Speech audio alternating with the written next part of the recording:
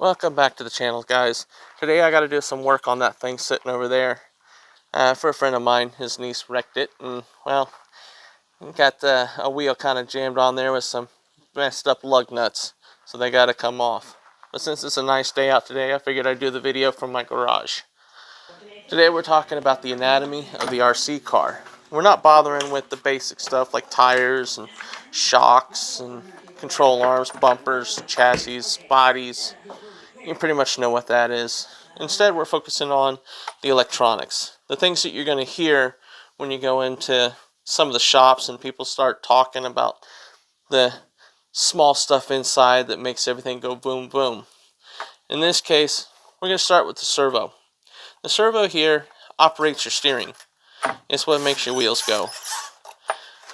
On the bottom of the servo, on this particular one, you have the servo saver on the bottom.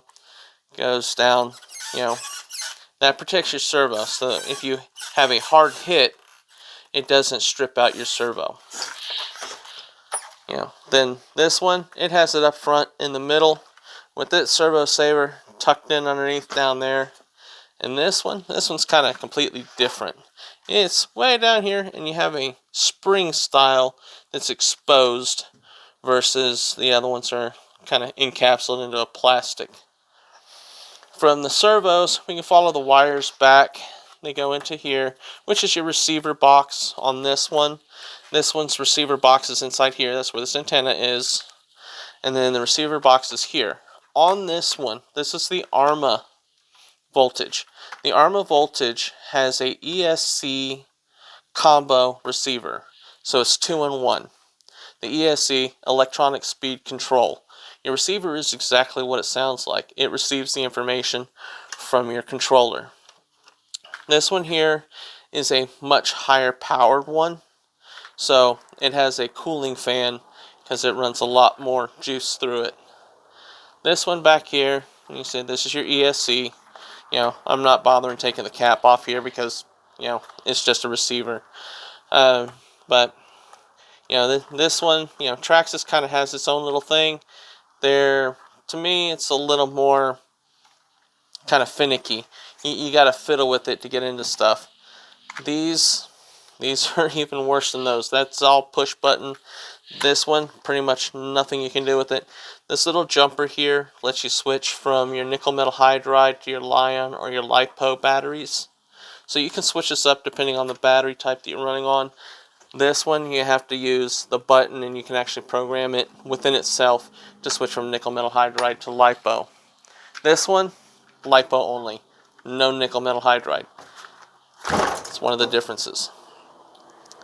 So aside from that, with the brushed motors, you have the two wires, and a much more simple looking, basic looking motor. This one's over here, but there again, just two wires, simple, can type motor versus the three wires on this sensorless, brushless motor. Now on the sensored motors, you'll have a fourth wire, and that actually tells the ESC what position the motor's in. You'll see that a lot on crawlers and stuff like that when you're wanting to get slow rotations in the motor. Now I switched my ends. This is the factory one. It's the EC3 connector. This one came with the Dean's, and I switched it to a IC3 connector, which is basically the same. It's just designed to work with a smart battery. Traxxas, there again, Traxxas has its own thing. They do their own thing.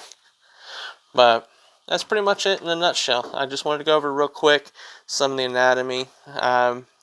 Later on, if we want to, we can dive in deeper. If you have any questions, leave them down in the comments. Anything you want me to cover, I'll be more than happy to. I do read the comments. So go ahead, click like and subscribe. And if you have any questions, please feel free to ask. Have a good day.